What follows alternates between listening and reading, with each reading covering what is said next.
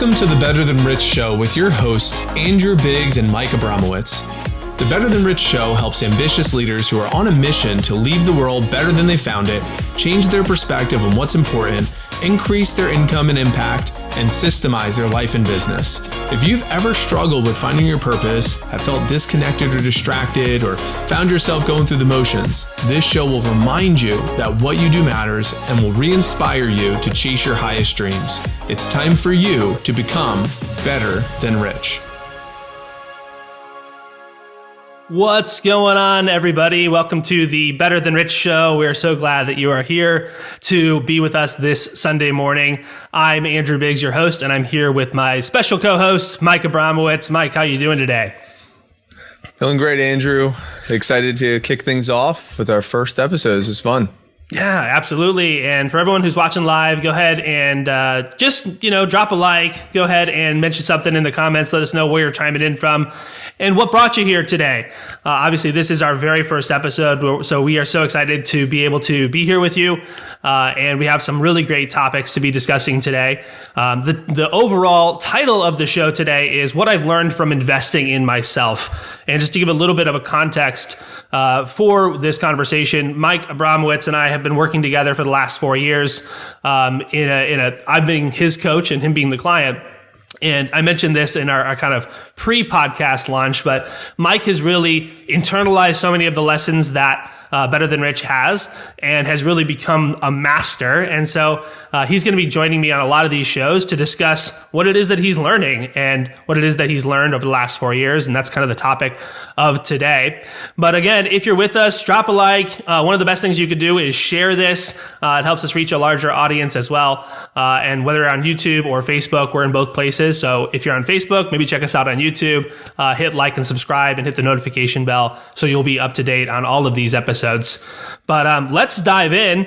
And Mike, I mean, just to kick things off, obviously it is, bright and early Sunday morning. The sun's not even out where I'm at, and we're jumping into a podcast. Man, just fill us in. Like, why are you here, and what are you excited about talking about today?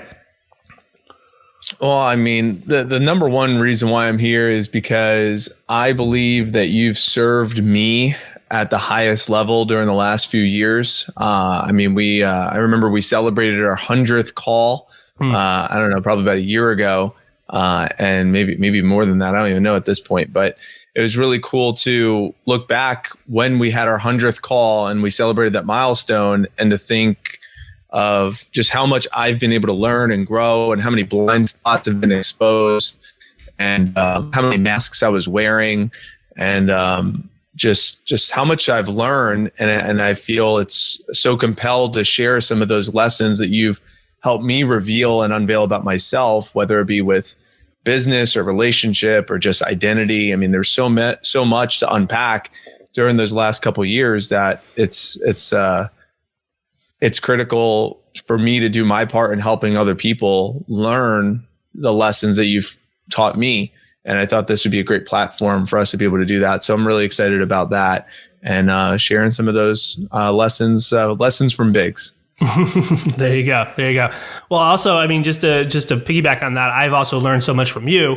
And what's maybe one of the biggest myths is that the coaches don't learn from their clients. And I can tell you that every single day I learn something from my clients, whether it's something specific that they're teaching me, or it's something that I need to work on in myself, that for some reason there's a block there. There's something there where I can't produce a transformation when I want to produce a transformation, or when they need a transformation.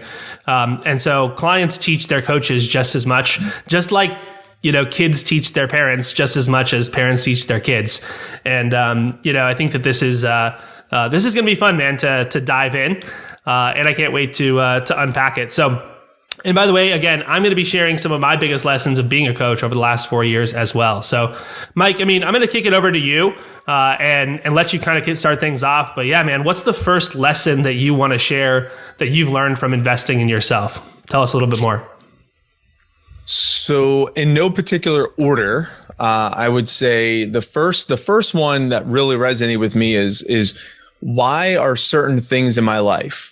So we've had many of these conversations of why am I with Vector Marketing? Like, why is Vector and Cutco in my life? Why did I marry my wife, Lindsay? What is she here to teach me? What is Vector here to teach me? What are certain staff members here to teach me? What are the gifts that I've got from, everything from my mom dying when I was 20 to, overcoming any type of obstacles in the past. So I was already on a journey of understanding and revealing the gifts and things that happen in life. But you helped me take it just a step further of not just finding the gift, but also the purpose behind it. Like, what is it here to teach me? And I think the big revelation specifically was with my wife of Lindsay. I told her this yesterday, and I said, what is Lindsay here to teach me? Why her? It was really interesting conversations that you and I had, but it was one of the most impactful ones, because once I revealed that, then I was able to say, holy shit, like, okay, I could be way more intentional with my relationship if I know that that's what she's here to teach me. So that was a really big, valuable lesson. And of course we could go into what those lessons are, but that could probably be a whole episode in itself, but that was one big one. And the frame there for anyone who's listening is just an assumption that whatever is showing up in your life is here to teach you a lesson. What if we just started with that basic assumption? Okay, you get in your car, you're in a traffic jam. What is this traffic jam here to teach me? You're having a conversation with a potential client, or you're having a conversation with a potential person to join the team, and it's frustrating. Okay, what is this client or this potential person to join the team here to teach me? And just always having this frame, if there's something in my life, maybe it's a habit or something that you struggle with, where you can't seem to wake up on time, or you're always inconsistent, or, you struggle with, your exercise habits or your diet habits. It's like all of these things are here to teach you something. And so just starting with that basic assumption that no matter what it is that's in your life, it's here to teach you something, that obviously starts to frame things not as problems, but as opportunities. It starts to switch that framing and that lens that we're looking at things with, so we can start to think, okay, when I assume that whatever is showing up in my life is here to teach me something, well, then I'm going to start learning stuff instead of just accepting my fate in reality. And that's not what anybody who's in the personal growth space would ever tell you to do. We aren't here to just accept whatever comes into our lives and to be kind of at effect of our environment. Instead, we're going to be the cause of the environment. We're going to step out and actually impact it. We're going to influence it. We're going to make it better. We're going to make our lives better through choices, right? We're going to make intentional choices. Mike, anything come up for you on that as we're just pitching and catching here? Yeah. It just by asking the question, what is this here to teach me? We've had, like I said, many conversations about that. Specifically, like you said, it could be something as small as the traffic jam. I know one of our topics that I've talked about with you is patience many times over of, like, man, these kids just bother me sometimes. Like, like I'm working with these college kids. I'm like, they just bother me. It's like, great. Well, what are they here to teach you? And I'm like, how to not be bothered, but it came down to patience and how important it is for me to understand that and own that and honor that from these individuals in my life. And then, I like what you just said about the intentionality of learning. Like it's a choice. It does take intentionality to learn and to choose to learn, because sometimes we don't want to. We want to just take things for this is how it is, or this is what it's going to be, or you can look at what's happening on media and social media right now as a perfect example that it's like this is how it's going to be, and this is how it is. And I'm like, no, it's not. It's not even close. Mm-hmm. It's more of like, what is this here to teach you? What is this here to show you? What are you getting exposed to? By seeing this. Like sometimes I'll get trapped in the vortex of like seeing what's on social media or media, not necessarily to get influence, but just from a curiosity standpoint of like, what is actually influencing the public space right now, just so I could try to like immerse myself and see if I can get influence. And sometimes I could get triggered but I could be aware of it because I'm coming from a lens of what is this teaching me versus is this real? Oh my goodness. If that's really happening, I need to go buy a lot of toilet paper. My goodness, that's what everyone else is doing. I guess that's what I'm supposed to go to too. Mm-hmm. Where even though I had a lot of toilet paper already, I didn't know I needed more. There you go. As one simple example. But right, totally. Yeah, man, I love it. I think what you're bringing up there is really important, and it's okay to have your ear to the ground, more so than ever, amidst coronavirus, 2020, election, all this crazy stuff.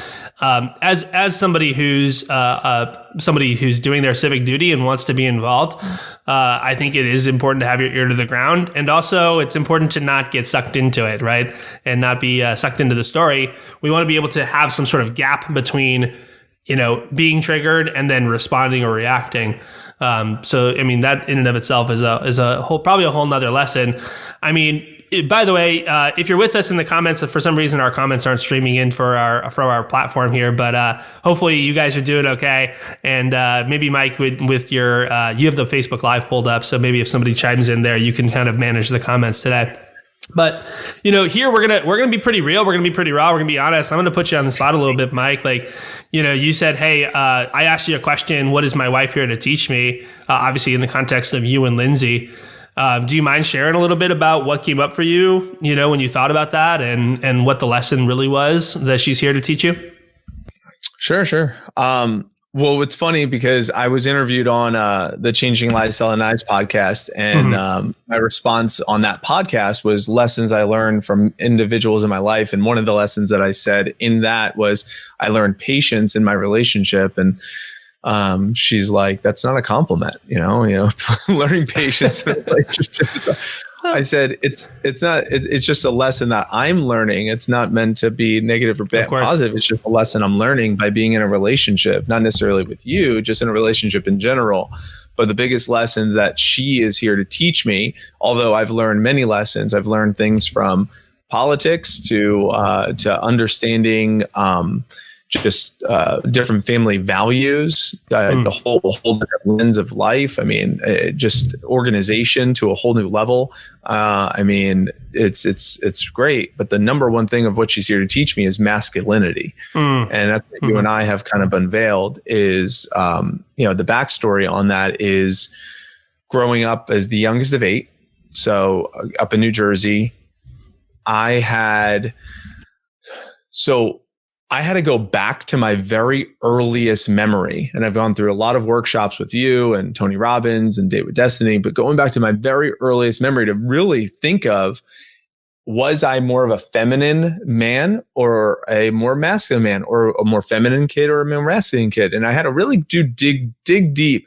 And my earliest memory I was able to get to was in nursery school.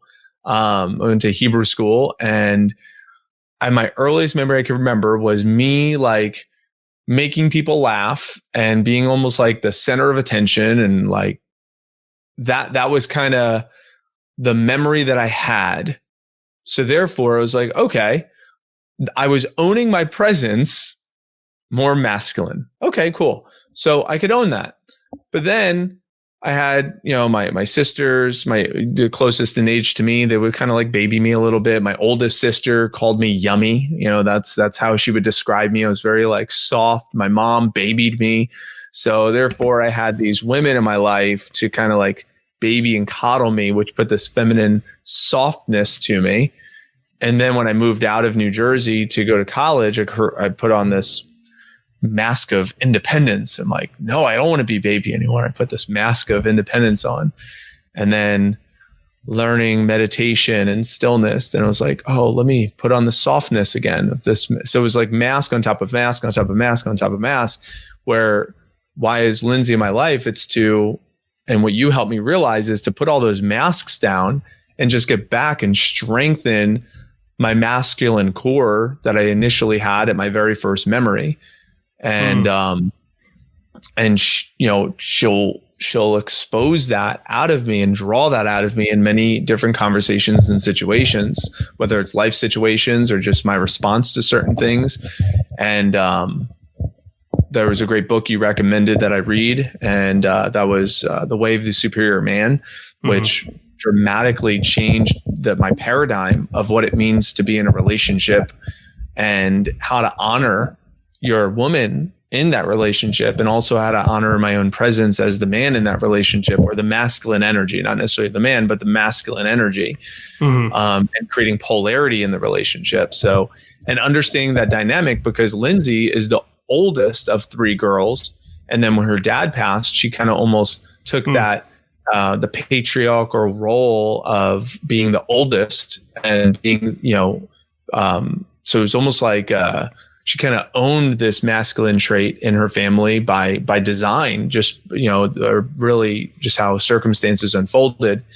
So by her kind of having more of that energetic coming into our relationship, it was really great for me to have my partner teach me some of those things, but also almost like force me to own some of those characteristics, to be able to honor her natural feminine energy by me making sure that I'm owning my masculine. Because if I'm not owning the masculine, there's got to be polarity, then she's going to have to own it. So it's like, no, fuck that. Like, I need to own it. I need to step into that, so that way I can make sure that she feels comfortable in her feminine core. So yeah, it's a beautiful way of putting it. Mask on top of mask on top of mask. And I think, that could be almost a theme for the modern era, right? A series of masks, ever, continuing to distance yourself from your true authentic self. And I think that is how a lot of people end up living. And that's how a lot of people end up dying, because they never actually do the work that you're talking about. I mean, some of the things that you're talking about, going back to your deepest memory, or your first memory as a child, really reflecting on these sorts of experiences that have shaped you. I mean, you can tell Mike has gone deep. I've gone deep as well. It's kind of one of the things we like to do here. And also, let me just ask you a real question, man. Is that scary to go there and to actually think about these things? For me, it wasn't necessarily scary, because I was coming from a place of curiosity. So I was very curious and not judgmental. And I know you kind of guided and pre-framed me to believe that. So I think because I had you kind of Sherpa me through what type of emotion I should have, and led with curiosity versus judgment, because I remember a conversation you and I had about that judgment is like the very base level of violence. So it's like, if we come into a situation where I'm coming from a place of judgment, then that could lead more towards a violent approach to myself, which has happened, where curiosity is more of this gentleness, softness, where it gives myself permission to say, let's go explore, let's kind of poke around a little bit and see what's actually true. And so I don't think there was too much fear around that much, but I could see how it could be for some people, because if they are approaching some of those inner stories and it's not what they expected. So for me, if I went into it and I was like, shit, okay, I was actually a quite feminine boy, and that might be deemed I know you and I had conversations about that as am I gay? I had to go into these questions. And so I guess maybe those questions were a little scary for me. Right. And it's it's okay. You can be feminine and not be gay, which is, again, a whole nother thing. At that time, I was being vulnerable and being very curious. Is that is some real curiosity. I appreciate that. Yeah. That was real. It was totally real. So maybe there was a little fear there around that. But I guess by not having the judgment, by making sure I was curious, by going through the process of just honoring myself and wanting to peel back some of those layers, I was able to get to some of the truth. And the saying, truth will set you free. And once I got that information, once I was able to kind of do some of that digging, then I was like, cool, I can build on a foundation that's that's rooted into what's real versus what's rooted into what society thinks I'm supposed to root into. Right. Awesome, man. Thanks for sharing. And, that is kind of an important thing. If you're a leader, or even just for yourself, and you want to get to the truth, you have to create a space where the truth feels comfortable to come out, right? And, if we just think about it from a therapist's perspective, the idea is to create psychological safety within the room, right? So that the person can share whatever comes up, whether they like it or not, whether they love it about themselves, or they hate it about themselves. The whole point of getting therapy is to just have the space that's safe to be able to bring up anything.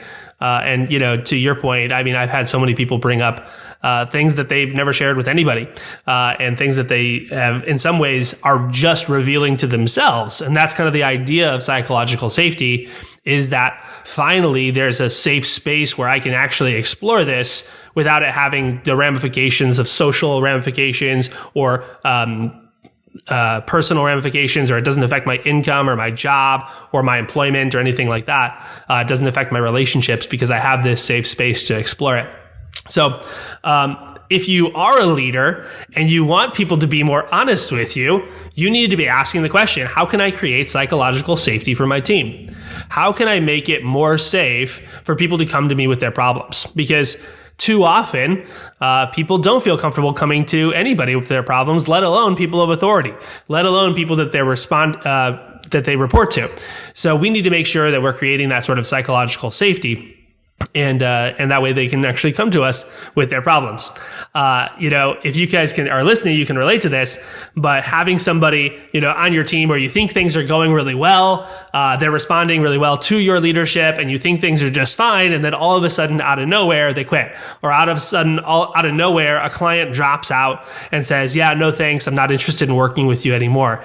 And in some ways, you never really get the real answer. They give you some sort of smokescreen answer. Yeah, it's just, not working out, or, I need to take some more time for myself, or, I got this other opportunity, thanks, but no thanks. And then you never really hear back from them again. And the reason for this, generally speaking, is you didn't make it safe enough for them to bring whatever problems or issues they had with you up. So even in my practice as a coach, I'm always trying to keep my ear to the ground on what my relationship with different clients is, and, trying to make it safe where if they feel like they aren't getting the value that they need, I create the space where they can be like, hey man, I'm not getting what I need from you. And then we can have a conversation about it. And if I really can't fulfill their needs, then I'll say, hey, look, I can't do that for you. You need to go somewhere else. But if I can, then I'll say, hey, thanks for bringing this up. I really wasn't aware that this is what you needed. Let's put together a plan to make it happen. So, I think that it's just important for us to be thinking about these things as we're diving in today. So I'm gonna share one of mine.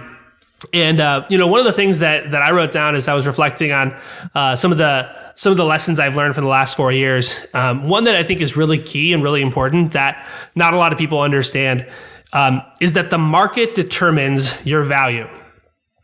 Okay, the market determines your value. What that really means is I have so many people come to me and say, hey, Andrew, I'm making 60,000 or I'm making 80,000 and I'm not making enough. I feel like I'm worth 100K. I should be a six-figure earner, or I should be making 150, 200,000 or whatever. I don't know why I'm not getting the money I deserve.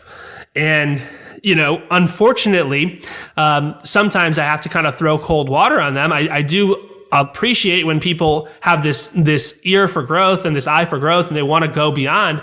But you actually, from a financial perspective, don't get to determine what you're worth. The market will determine what your pay will be.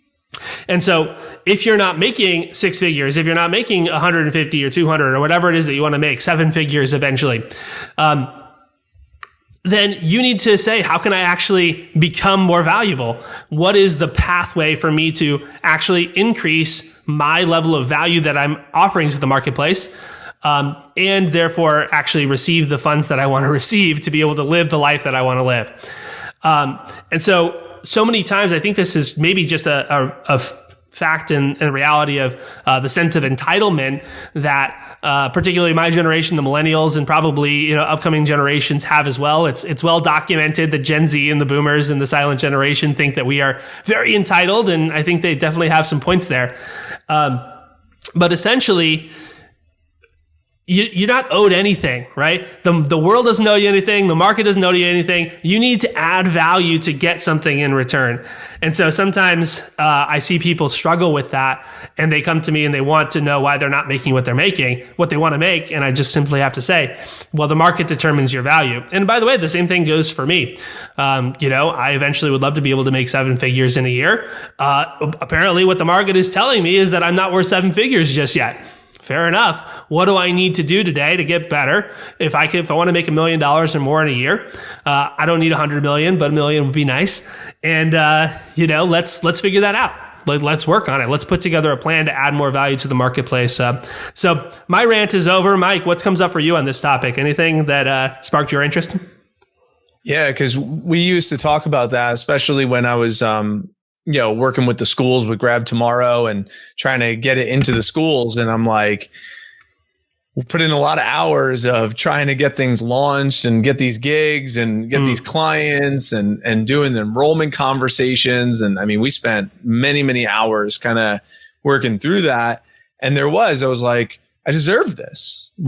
I gave them 300 plus hours of speaking. I mean, the least they could do is buy my book. It's like, I deserve this. I earned this. And I remember we had many of those conversations of like, you don't deserve anything if you're not getting it. Like life, it responds to what problem are you solving in the marketplace? Are you helping them solve a certain problem? And when I started approaching it from that lens, that's when I started getting some clients and getting some gigs and getting some book sales of like, what problem am I helping them solve? And am I able to prove it? And then I was able to do that. So, so for any of the coaches out there or anyone who's, in business, I think it's a valid question to just ask. Like, for example, if you're, we sell Cutco, in my organization. So it's like a very easy one. It's like, if you're solving the problem of just crappy knives, how much is someone willing to spend to solve the problem of crappy knives? If you're able to solve the problem of spending more time with their family, and they could say, spending more time with my family is going to be correlated to investing in this product line. Well, that's a bigger problem. And therefore I'm more likely to spend more money on solving that problem. If it's, I want to live a healthier lifestyle, cooking at home and eating healthy and spending more time in my home with my family and having more family fun activities and activating creativity in the kitchen.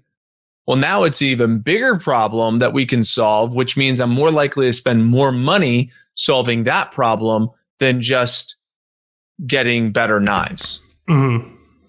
Totally. So the bigger the problem that we can solve, the more people are going to spend to solve that problem. Mm-hmm. And if you're in sales, you're in leadership, the biggest thing that you need to to master in general is the art of discovery, right? Can you actually determine what this person's values are and ask enough questions to determine where I should even take this conversation? What is the right way and what are the certain pain points or hit points that I need to focus on that my product or service can actually support them with? And so many people want to just demonstrate a product or just demonstrate a service. Hey, our service is great. Here's what you can expect. You get this many calls and this many, group calls and this many retreats or whatever. You get this many knives in this set, or you get this software product or whatever it is that you're selling. They want to just demonstrate it, but really that doesn't matter. You're trying to sell the airplane in that case instead of the destination. And we got to make sure that if we're going to be in sales or leadership, we're showing people what the destination is going to look like. Hey, you're going to spend more time with your family. Hey, you're going to save money because of you're not going to eat out as much. You're going to do this. You're going to do that. That's selling the destination. That's talking about the sitting on the beach, drinking margaritas or whatever, as opposed to, hey, wake up at 4 a.m. and, get on a Spirit Airlines flight to the Bahamas. That doesn't sound all that exciting. So don't talk about the airplane, talk about the destination, and, you're going to do pretty well. So, hey, I asked you a question coming into this to send me your notes. I wanted to ask you about imposter syndrome. Like, from your perspective, what is imposter syndrome? And, what have you learned about it? What's your take? How have you overcome it? I talk to so many people who struggle with imposter syndrome. So first off, what is it? And what can people do to overcome it? Talk a little bit about that for a sec. For me, imposter syndrome was feeling like I am trying to just do what everyone else is doing already. And I'm just trying to... Am I worthy to, enter the space that other people are already in? Am I worthy of, receiving any of the clout or recognition or notoriety that comes with that? Am I actually good enough to offer the value that I believe I'm able to offer to the marketplace? So these are all the questions that would kind of come up for me in this concept of am I good enough? Like, am I good enough as a manager? Am I good enough as a leader? Am I good enough as an author? Am I good enough as a speaker? So all of these questions would come around, just not being my authentic self. So what you really helped me with and getting connected to is getting more connected to what is my authentic self, regardless of, if there's not people around me, forget about everyone else around me. And if I'm able to just go here and think who I am, what is my message? What is my purpose? What is my identity? What do people need? How can I serve them? It allowed me to just kind of get more in touch with my authentic self and lead from that space and not worry so much about what everyone else is going to think of me, or am I worthy of everything because I'm just going to show up and serve. And what's interesting is by practicing that, and it is definitely a practice because anything is ritual for me. I mean, I have to be very habitual because if I don't, it's very easy for me to just go away and just isolate and just not want to be in the public space because, I would say I identify as an introvert. If you look at my CVI chart, I'm a heavy banker innovator. So it's like a 26 and an 18 banker innovator. So it's very dominant, which really pushes me more towards introvert more than anything. So it's against my grain to want to be in the spotlight or want to, do things like this. But I also need to know what's intelligent.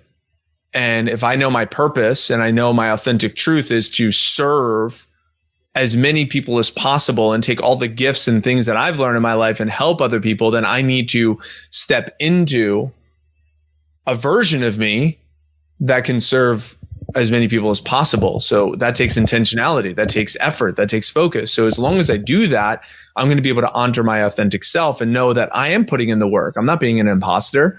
I'm not trying to be someone else. I'm putting in the work. I am waking up early. I am doing my morning routines. I am doing my meditations. I am doing my workouts. I am reading books. I am listening to podcasts. So therefore, I'm not an imposter. I'm just literally sharing what's working for me. And if that serves other people, then so be it. I'm going to share it with other people. So I think part of me where I wasn't congruent was when I wasn't doing those things, but yet I felt like I was still worthy of those outcomes. And that's where that imposter syndrome would come from, where it was like, I'm worthy of all these things that are supposed to come to me, kind of like what we previously said, but I wasn't doing all of those things. I wasn't doing all of that deep work. And that's where the incongruencies were kind of coming in to myself, because it was like, I got more work to do. And once I really started putting in that work and being intentional with it, I felt more worthy for everything that was coming into my life. Yeah, totally. I'll never forget, I was actually at a retreat in San Francisco at an event. and we asked the room, because somebody had an authentic share and a vulnerable share. They said, yeah, sometimes I feel like an imposter. I look around the room and I think, man, I'm low man on the totem pole here. I don't feel like I deserve to be in this room of all stars and expert business people and all of these different things. And then, simply, I was like, hey, everyone raise your hand if you felt like this person felt before. And more than half the room raised their hand, right? And this is a room of very powerful, influential, overall wealthy people. And it was pretty cool that almost everybody struggled with it. And so it actually speaks to something that's a little bit deeper, right? It speaks to this like human nature of not feeling worthy. And there might be something to that, right? Like you said, putting in the work, putting in the effort to kind of earn it. And I think, here's my lesson for anybody who struggles with imposter syndrome is a way to reframe it for yourself. Because you were talking, Mike, at length there that I thought was really good about, am I worthy? Am I good enough? And if you've ever struggled with the question, am I good enough? The answer that you want to come up with is, let's find out. Let's find out if I'm good enough. Let me put in all the effort. Let me put in all the work. Let me leave it all on the court. Let me put it all on the field. And let's find out if I'm good enough. If you know what, if I do that and I find out that I'm not good enough and I fall short of what I thought I was capable of, fair enough. At least I left it all on the court and I learned my lesson. And by the way, you're going to be a lot further than you would have been if you hadn't put those efforts forth. So that's my challenge to you all. If you're listening today and asking yourself, am I good enough? Ask yourself to find out and to congruently put forth the effort to be able to see if you're good enough. And by the way, sometimes the answer will be yes, sometimes the answer will be no, but you'll never find out if you just sit on the sidelines wondering. So, Mike, any thought on that? Yeah, I love that reminder, because even for me, I was like, I heard this before. What is he going to say? Totally. And when you said, let's find out, I was like, yes, I do remember this conversation. Let's find out. And it's a great one. I would write that down. I would encourage anyone to write that down and just keep that in mind when you go through your day. It's like, am I good enough? Let's find out. Let's find out. That's totally good. I like that. It's a good reminder. Awesome. So the next one that I'll bring up, and by the way, this will probably end up being a 2-part series. We have so many things that we're going to unpack, and we're going to be with you guys every single day for the next 75 days or 74 days after this, leading into 2021. So the idea is, if you want to have an awesome 2021, if you want 2021 to be your year, start your morning here with us every single day. We might move the timings around, but at least for the next 3-4 days, we're going to have it right here at this same time, at the same place where you're at. Obviously, you can always watch back the recording if you can't make it on live. And then we're also going to package these into an actual podcast and put it up, on iTunes as well for you to listen back. That might take a few weeks before it gets packaged and released there. We are going to have a little bit of a launch party for that. So if you want to join our launch party, make a note in the chat. And like I said, we're not seeing the comments here right now, but we'll go back and answer all of your comments when we have time after this recording. So the next thing that I'm going to bring up is being unattached. And I think that this is one of my favorite topics that I really had to learn as a leader, as a coach over the last 4 years. And the concept of being attached in general basically means that you see something as necessary for you. It's almost as if it has to go a certain way. You need it to go a certain way in order for you to be successful, in order for you to be happy or whatever. And so whenever we're attached to a particular outcome, obviously, when that outcome doesn't occur, then we experience suffering. We'll probably at some point talk about spirituality, about religion, and these sorts of things. I'm not going to say, get too far into that right now. But from a Buddhist perspective, what the Buddha would say is, well, that is actually the root of all human suffering, right? Is that we're attached to a particular outcome, and then when that outcome doesn't, manifest, then we experience suffering. So the practice for the Buddhist, and I believe in all spiritual practices, this lesson is woven in, albeit in some more subtle ways in, say, Christian texts and other texts, but it's still there for sure, is to release attachment to things, release attachment to physical things, release attachment to our own identities, release attachment to particular outcomes that we'd like to see. And so when I talk about being unattached in this context, typically I'm working with salespeople, with leaders, and, they have goals, they have outcomes that they want to hit, whether it's numbers in their business, whether it's income they want to make, whether it's, living a certain lifestyle, or maybe it's something inside their relationships or something like that. And so whenever we're attached, again, we're trying to hold on to the outcome. And by the way, the energy that we're giving off, let's say in a sales context, saying, okay, I want to make this sale. Well, the energy that we're giving off is a very desperate energy, right? And it's an energy of, I need you to sign up. I need you to buy. I need this so I can fill in the blank. And this is a very dangerous energy to bring into a sales exchange, into a leadership exchange.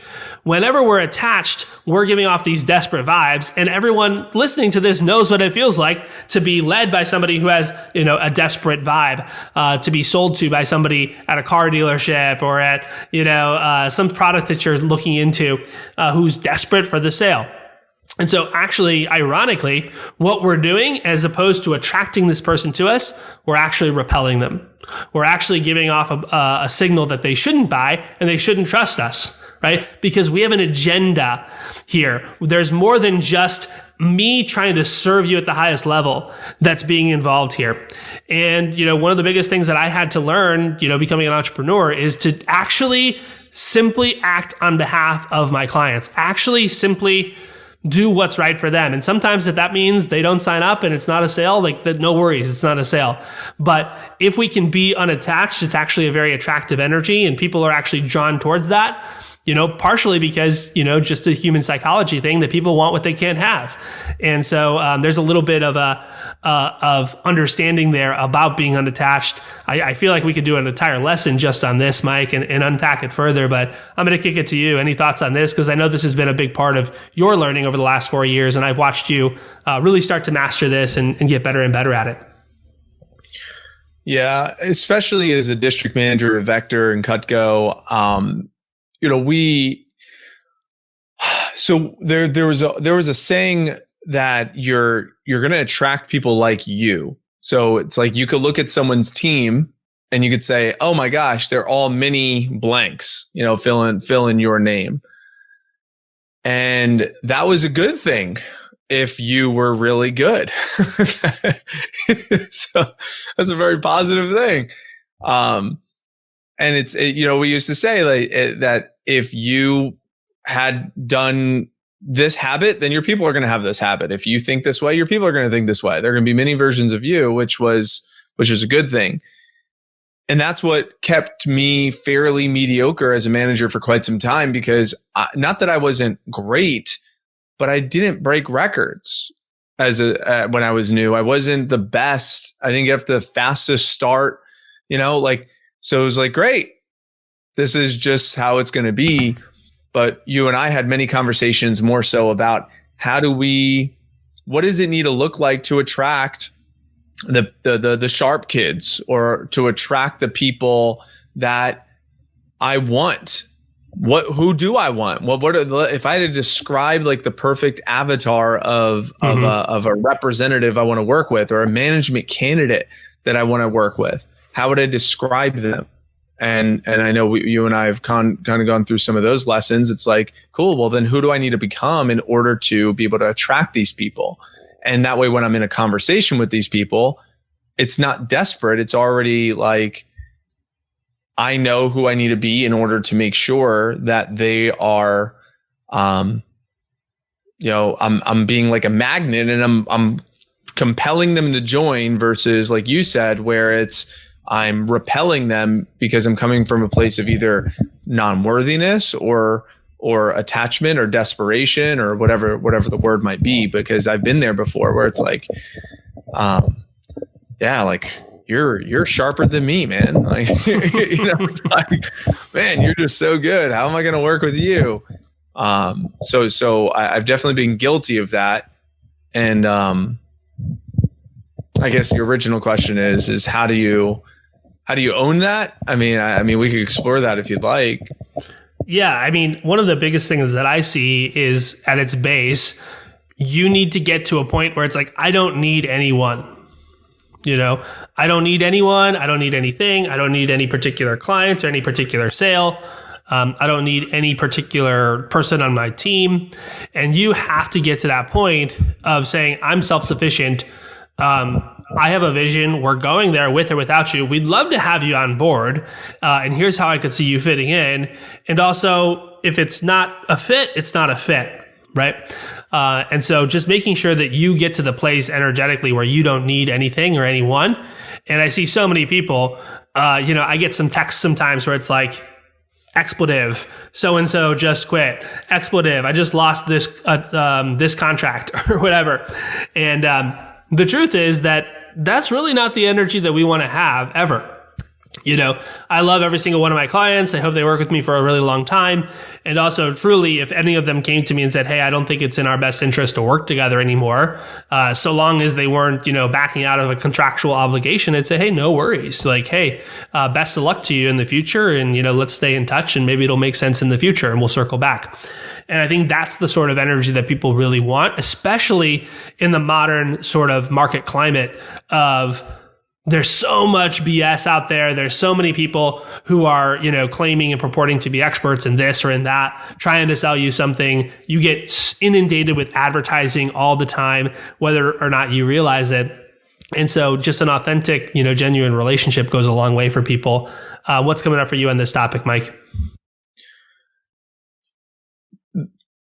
The individuals that are really in personal growth, which are going to be the ones that are obviously listening to this, I think it's going to resonate with them the most because we've all been in that situation. We've all felt that feeling, whether or not we're aware of it, because sometimes the ego tries to protect us and say, that's on them. We'll try to say, the ego will protect us and they'll say, they're just an idiot. Mm-hmm. They're just not. Anytime we say that, that's like the ego trying to protect us. That's, the judge coming in or a saboteur coming in to say, yeah. It's not on me. It's on them. And what you're saying and what we're saying is no, it's on you. That if they're backing out of what you just said, like, hey, I don't think we should work together anymore, then that's on you to, number one, honor them and send them on their way and leave with good standing and make sure that you still serve your purpose, which was originally to help them. Mm-hmm. And just because now you're not doing business together, now it's like, well, screw you, you're stupid. So I think as long as we're owning that space, regardless of whether or not we're doing business with them, that's the first thing that comes up with me, is making sure that we are staying aligned to our truth and what we believe and what our identity is, regardless of whatever their decision is. So if their decision is to leave, hey, I wish you all the best. If their decision is to stay, then it's like, great. These are the expectations and standards to make it a win-win. And I'd love to have you here. I'd love to do business with you. I'd love to have you stay. But these are kind of the guidelines of for us to, stay in this working relationship. I know you and I, again, we've had lots of conversations around that too. Yeah. Can you talk a little bit more about that concept of win-win? Like, what does win-win mean to you? And how do you go about enforcing win-win relationships in your life? So win-win to me is I need to know what I'm willing to tolerate or what I'm willing to, what my expectations and what my standards are first. And I know at some points in my life, I didn't have those, like I didn't know what those answers were. And that's where it would make it really tough. Even back 2016, when you started talking with me and coaching me, you asked me some of those questions and I was like, I couldn't answer them directly. It wasn't clear. So since I was not clear on what my expectations, standards, what was I willing to tolerate, well, therefore it's impossible to make anything a win-win because it's not on my terms. It's going to be on someone else's terms.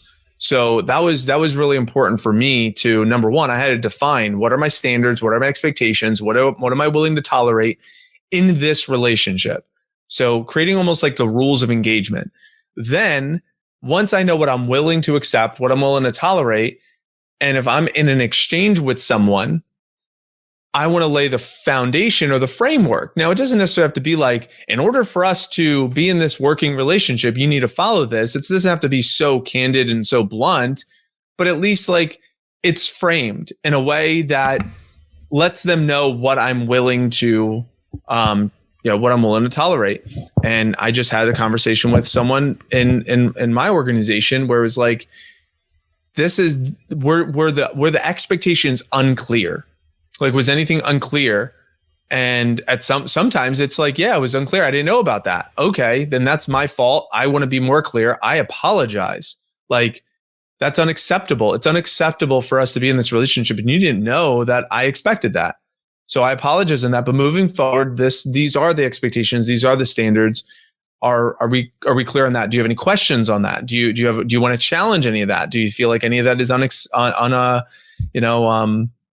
not feasible or unattainable, unreasonable, right? Unreasonable. And then it's like, no, those are good. It's cool.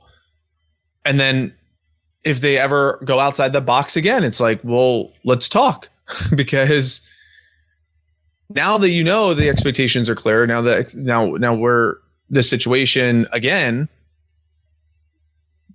It's not a win-win, meaning maybe you're getting good stuff, but I'm not. Mm-hmm. And sometimes it's opposite where it's like, listen, I feel like I'm getting a lot out. Sometimes I'll have this conversation. I feel like I'm getting a lot out of this relationship. I want to make sure that you're equally benefiting mutually from this relationship. Yeah. Hey, let me ask you, why is that important? Why not just take advantage of the person? I'm obviously playing devil's advocate here, but sure. If you're getting a lot and they're getting a little, like, why even push for some sort of equal balance in exchange there? Well, eventually it's going to come to surface. I mean, right. I might as well be the leader and bring that to the surface now. And I think, if they're naive and they don't see it, they're eventually going to. And then what type of reputation is that going to create for me? And also what type of relationship is that going to have with that person once they are not so naive anymore?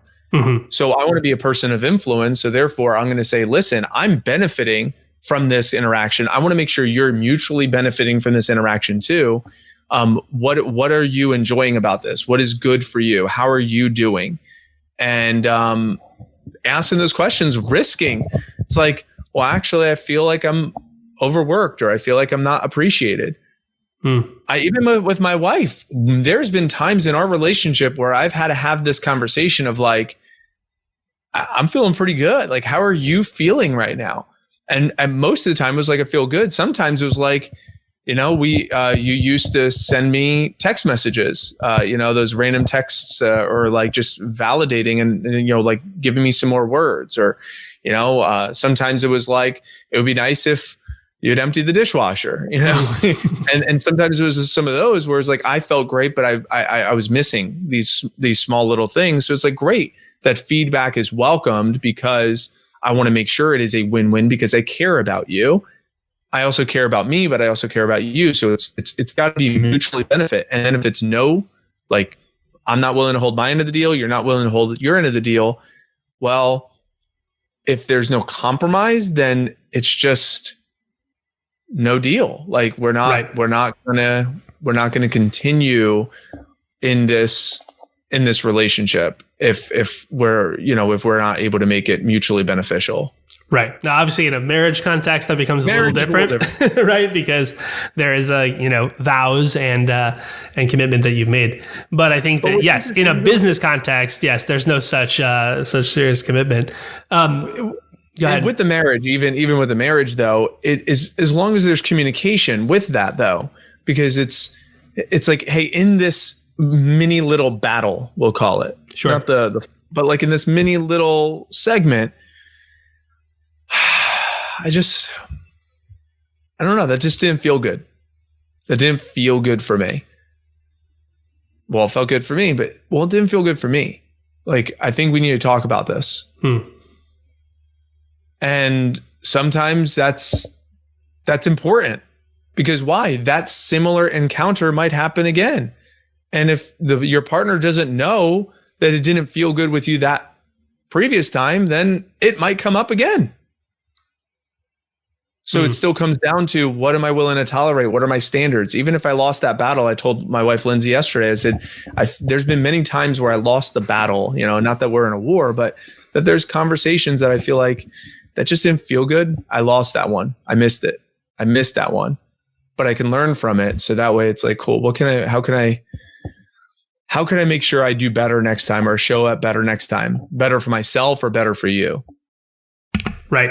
And this is the classic playbook for you guys to avoid resentment in your relationships, whether it's a business relationship or it's a romantic relationship or a relationship with a sibling or a parent or whatever. Bringing topics to the surface instead of swallowing your words. There's basically two options you have if you're feeling, resentful. You either need to, grow up and, realize that the exchange is completely fair and you're being a baby about it, or you need to start saying something, right? And bring it up and bring it to the surface. So let me ask you one more question, and then we can start to head towards the exits here for the day. But you said something earlier about how to, if you are actually benefiting more than the other person in a win-win relationship, how to handle that.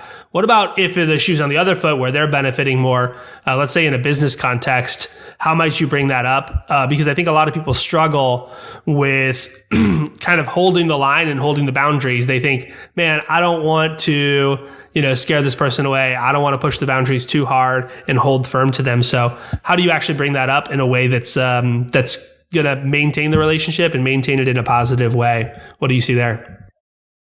Yeah, this is bringing back 2016 and before. So I think the number one is, I still need to know what my standards, my expectations are, what I'm willing to tolerate. And if I realize that this person they're getting more than me, and I realize that they're benefiting more than me from this relationship or from this partnership, I need to know what's the betterment for them. Still, what goes through my mind is, hey, you're winning right now. I don't feel like I am. I don't think this is fair in this relationship, and here's why. And I'll give proof. This is what you're doing. These are the decisions you're making. These are what you're getting. And this is what the business is getting. This is what I'm getting. I'm putting in all of this. You're putting in all of this. I would give evidence. I wouldn't just talk about them. I would give evidence, number one. And then I would say, the people that are watching, the people we're developing, those that are coming up the pipeline are going to witness things. People are always watching. And if they're witnessing this, then they're going to think that that's acceptable. So not only is it affecting me and the business, but it's also affecting the future development that's coming up into the rankings that are watching your behavior, thinking that's okay and that's acceptable, which is then going to compromise the integrity of the entire organization as a whole. So therefore, it's not okay. So yes, you're getting the paycheck. Yes, you're getting a flexible schedule. Yes, you're getting blankety blank, but it's compromising the integrity of my organization. And also I'm putting in all this other work that you're not doing as well. And moving forward, it's just not okay.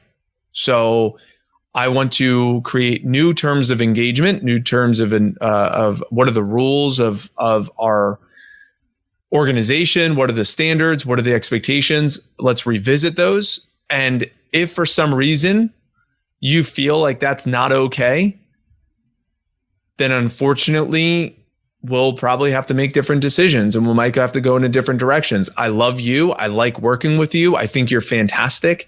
I want you here, but not on the current terms that we're in right now. So are you open to at least having the conversation with me to see what some of the new terms could look like and drawing some of that out and seeing if it could be a mutually benefit win-win type of situation. And if it's not, then we'll just have to move in different directions. Totally. And then we'll have the conversation and see what that would look like. What does mutually beneficial look like? And I also think it's very important to have that emotional unattachment to say, I'm doing what's fair and what's right, more so than being righteous. And I know you and I have had that conversation before of like being righteous, like, this is my operation. You're supposed to do as I say, and right. Kind of setting some of that aside. Right. Because everyone loves encountering righteous people, right? I'm obviously being sarcastic there, right? Which I fear that coming up to election day, we're going to see a lot of righteousness on social media. What do you think, Mike? It's going to be pretty intense. It's going to be pretty funny. It's insane. But anyway, we could talk about that in the future. Yeah, dude. I mean, well, here's the thing, guys. We're going to start to wrap up. This has been a pleasure. Thanks for everyone joining us live. And if you're watching back the recording, thanks for watching this back. We will go back and read through some of these comments. Like I said, for some reason, they weren't streaming into our software today, but we'll get back to you guys. So if you have a question, drop it in the chat now. And going forward, we're going to try to find a way to actually be able to pull your comments onto the screen and discuss them. So we want this to be an interactive show. By the way, part 2 starts tomorrow. I wrote about 10 different things here on my notes, Mike, of potential things that we can circle back on. So I know you're on the docket for the next few days. I'm going to have some special guests here coming in Thursday, Friday, Saturday. So this is fun. I'm so excited that we're able to kick this thing off. Thanks to everyone who was able to join. And we will let you go on with your day and on with your week. Have a great day, and remember to leave today better than you found it. Thanks so much for joining us. Thanks for listening. If you enjoyed this episode and you'd like to help support the show, please share it with others, post about it on social media, or leave a rating and review. To catch all the latest from us, you can follow us on Instagram at betterthan_rich and join our Facebook group at the Better Than Rich Show. Thanks again for listening. We look forward to seeing you next time. And remember, leave today better than you found it.